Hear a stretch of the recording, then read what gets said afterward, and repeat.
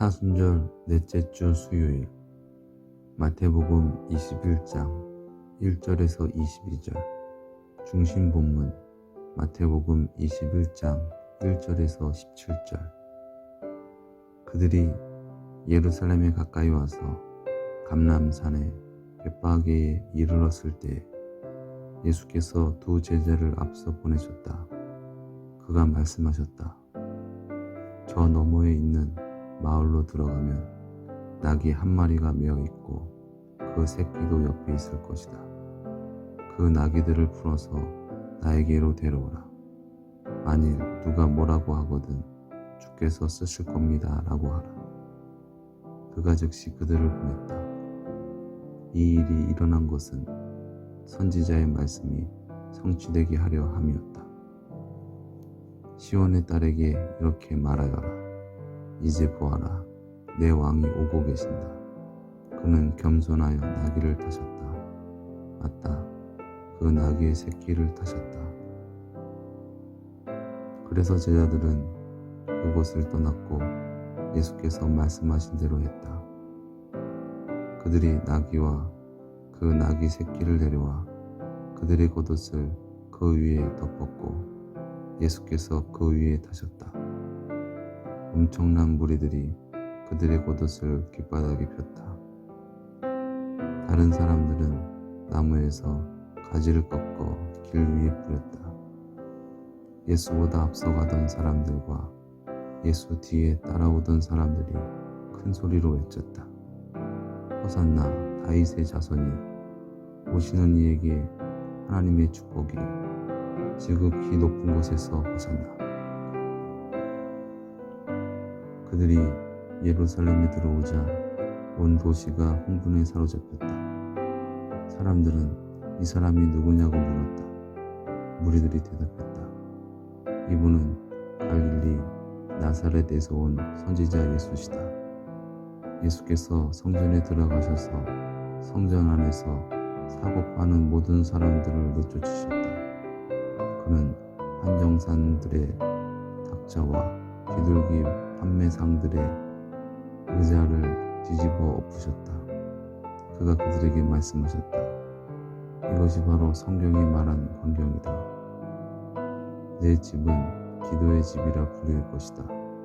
하지만 너희는 내 집을 강도의 소굴로 만들었다. 성전 안에서 소경과 절름발이들이 그에게 나왔고 그는 그들을 고쳐주셨다.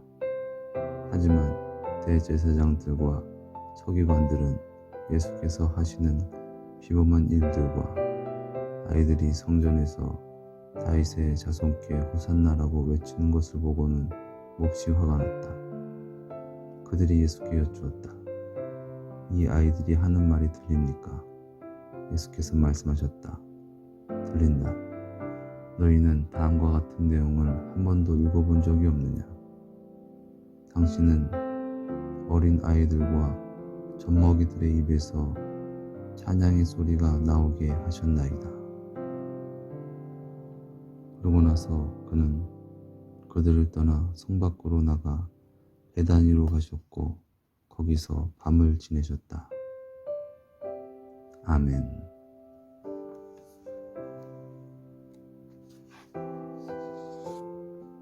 우리는 마태 이야기 속 종료주일에 이르렀다.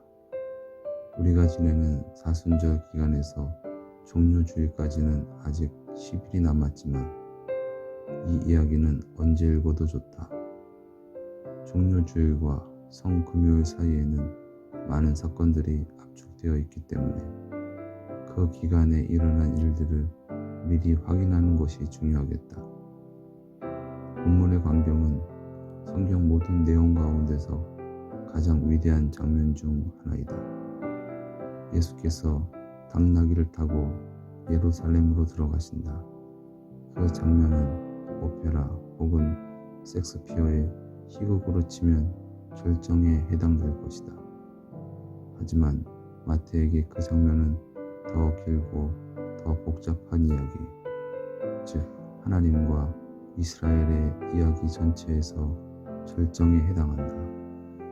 그리고 어느 순간 그 연극은 어떤 의미에서건 희극이라기보다는 비극이라는 사실이 드러난다. 사도 요한은 이를 다음과 같이 표현한다. 그가 자기 백성에게 오셨지만 자기 백성은 그를 영접하지 않았다. 처음부터 줄곧 예수는 자신의 구체적인 소명은 하늘 왕국이 이스라엘 백성에게 도착했다는 사실을 알리는 것이라고 분명히 밝혔다. 그가 북쪽 지역의 사역을 통해 준비 작업을 마친 후에 이제 엄청난 유월절 순례 행렬과 함께 그 거룩한 도시에 도착했다. 예루살렘은 그 이름에 합당한 정도로 거룩하지 못했다. 하지만 그건 약과했다. 하나님께서 자신의 안식처로 삼으신 그 도시 예루살렘을 많은 사람들은 자신의 이익을 쌓는 터전으로 선택했다. 내가 처음 그 고도시 예루살렘에 갔을 때 내가 본 첫 징조는 한전각이었다.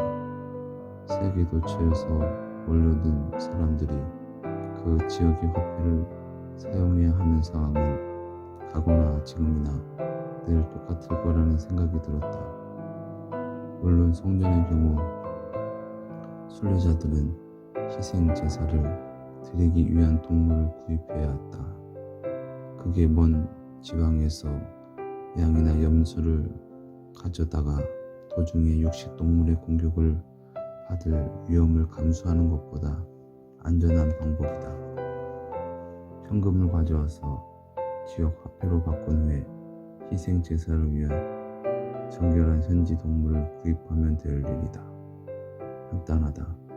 그리고 이를 통해 그 지역의 장사치들은 돈을 벌었다.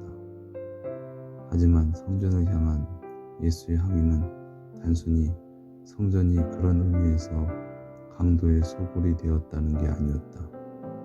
그는 그 시점에서 선지자 에레미야를 인용하는데 에레미야는 그저 경제적인 착취에 대해 염려했던 게 아니다. 그보다 더 깊고 더 어두운 무언가가 진행되고 있었다. 성전의 온갖 외적인 허식 배후에서 예수가 보고 있었던 바는 그들 나름의 방식으로 이를 처리하기로 마음먹은 이스라엘의 결정을 그곳 전체가, 그 도시 전체가 상징하고 있었다는 사실이었다. 자세하게 이야기하면 그들은 예수가 선포하고 살아내고 있었던 비전과는 근본적인 차이를 보이는 하나님과 하나님 왕국에 대한 비전을 수용하기로 결정했다. 그들의 비전은 군마를 타고 오는 메시아에서 그 절정에 달할 것이다. 반면 예수의 비전은 그로 하여금 스가랴의 예언을 실현하게 했다. 너희 왕이 너희에게 오고 계시는데 그는 겸손하여 나귀를 타셨다. 이 간단하지만 심오한 상징 행동은 예수를 따르고 공안하는 사람들 가운데서도 나귀보다 군마가 훨씬 더 선호되는 이 세상에서 지금도 여전히 큰 울림을 일으킨다. 세 번째 수준은 마태가 바로 예수에 관하여 이야기하는 내용과 관련된 것이다. 예수가 그 도시로 들어갈 때 일어난 모든 소란을 지켜보고 있던 그 지역의 군중들은 이분은 갈릴리 나사렛에서 온 선지자 예수시다라는 순례자들의 말을 들었다. 하지만 마태는 예수가 정말 메시아이시지만 그보다 훨씬 더 큰 존재라는 사실을 분명히 한다. 우선 그는 다윗의 자손이시다. 이 칭호는 대제사장들과 서기관들의 심기를 굉장히 불편하게 했던 왕가의 칭호다. 아마도 그들은 왕을 자초하는 인물을 예루살렘이 환영하며 맞을 경우 로마 당국이 그 도시에 어떤 조치를 취할지 두려웠을 것이다. 또한 아마도 그들은 왕이라 자처하는 인물과 그의 제자들이 그들에게 무슨 말을 해댈지도 두려웠을 것이다. 이 이야기는 거기서 끝이 아니다. 결국 성전은 하나의 신 참 하나님께서 땅 위에서 그의 백성과 함께 살겠다고 공언하신 장소였다.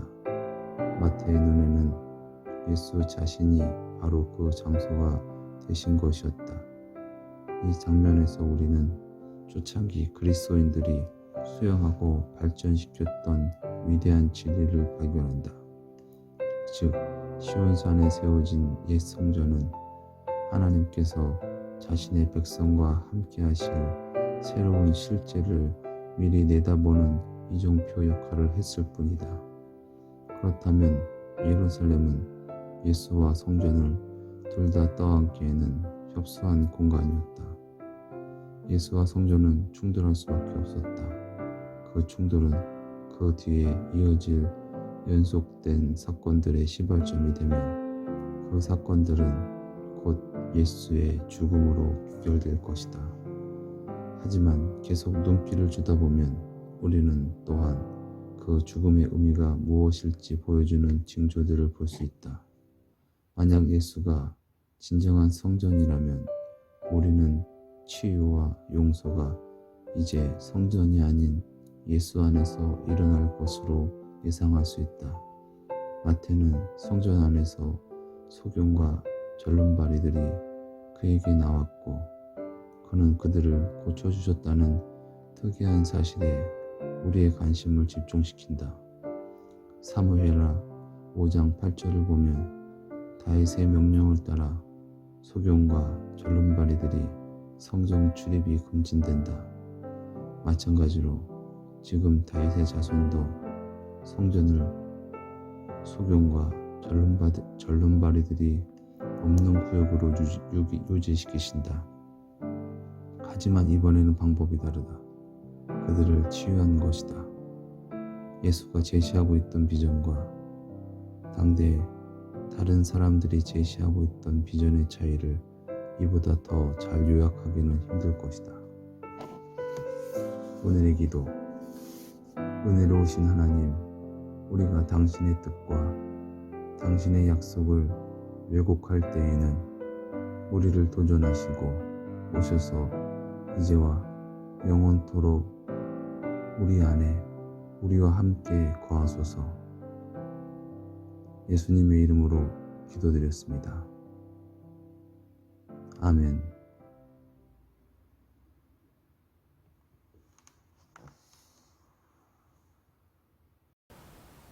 오늘 우리가 함께 묵상한 마태복음 21장 1절에서 17절 말씀은 우리가 종려주일날 많이 들었던 말씀입니다. 이제 예수님께서 예루살렘에 입성하셨을 때 이제 많은 사람들이 예수님을 따르면서 이제 그들이 기대하고 바랬던 이제 그러한 나라가 임하게 될 것이다라는 어떤 그러한 소망을 갖고 예수님을 열렬히 환호합니다. 그리고 호산나 호산나 다윗의 자손이요 이렇게 외치면서 그렇게 예수님을 맞이합니다. 호산나라는 뜻은 구원하옵소서, 이제 구원하옵소서라는 어떤 그런 뜻을 갖고 있는데요. 그들이 열망하고 그들이 바랬던 어떠한 그러한 소망을 예수님이 이루어 주시기를 간절히 그들은 소망했을 것입니다. 그리고 그 일이 이제 얼마 남지 않았을 것이다. 그 일이 이제 일어날 수 있을 것이다 라는 어떤 기대를 갖고 예수님을 그렇게 열렬히 환호하면서 맞이하였습니다.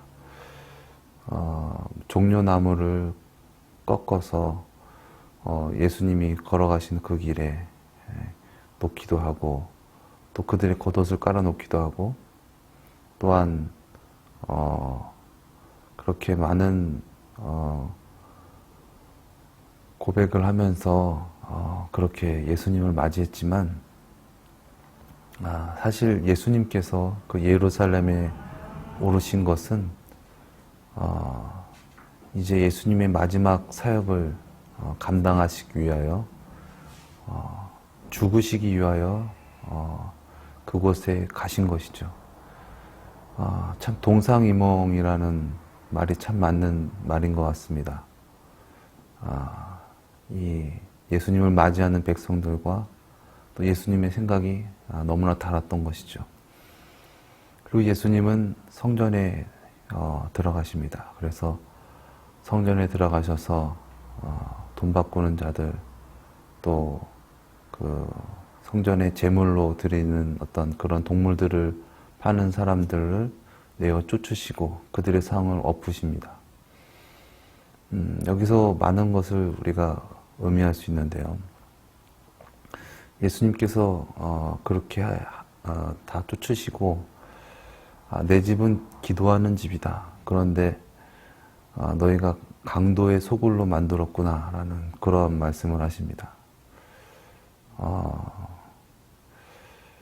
우선 중요한 것은 성전은 기도하는 곳이다 라는 것입니다.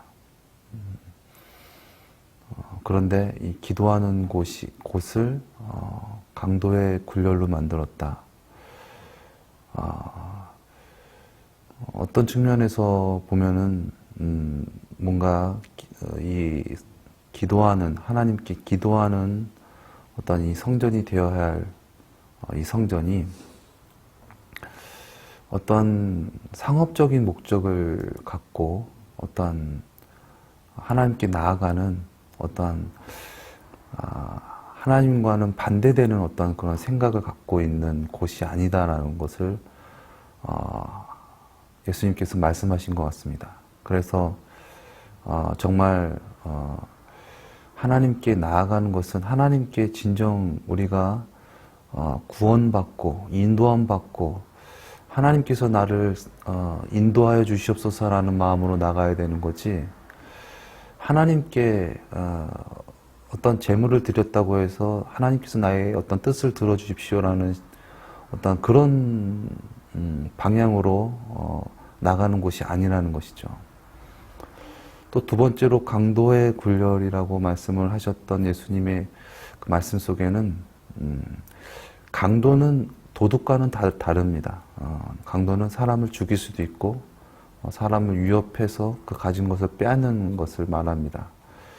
어찌 보면 예수님 입장에서 그 당시 종교 지도자들이라든가 이런 사람들은 강도였을 것입니다.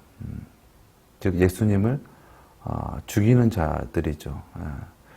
그리고 그들이 모여서 모여하는 어떤 집, 어떤 그런 곳, 그런 곳이다라고 예수님께서는 말씀하신 것입니다.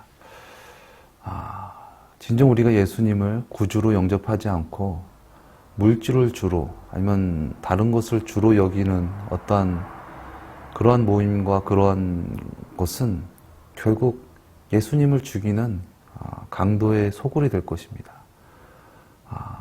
또한 성전은 보이는 어떤 사람들이 모이는 장소뿐만이 아니라 우리의 마음이 성전일 것인데, 진정 우리가 예수님을 구주로 모실 수 있는 그런 마음인지, 아니면 예수님을 죽이고 또한 하나님과의 뜻과는 반대되는 어떤 그런 마음으로 우리가 그렇게 하나님이 계시는 성전을 강도의 소굴로 만드는 것은 아닌지 진정 우리가 돌이키게 되는 그러한 말씀인 것 같습니다. 또 오늘 이 묵상집에서 나오지 않았지만 그 뒤에 나오는 이 말씀이 이 무화과 나무를 저주하신 예수님의 이야기가 나옵니다. 이것은 어떻게 보면 그 당시 종려나무를 꺾어서 예수님을 환영했던 그 백성들의 모습이 아니었나라는 생각이 듭니다. 예수님이 왔지만 예수님을 진정으로 영접하지 못하고, 예수님께서 허기지셔서 열매를 구하러 오셨지만은 열매는 없고 잎사귀만 있었던 것이죠. 거죽으로는 예수님을 환영하고 예수님이 왕이 되실 것이라고 얘기는 했지만 진정으로 예수님을 원하지 않고 도리어 예수님을 죽이려 했던 어떠한 그러한 심정과 그러한 모습은 아니었는지, 그런 것들을 예표하신 어떤 예수님의 어떤 그러한 표적이셨던 것 같습니다.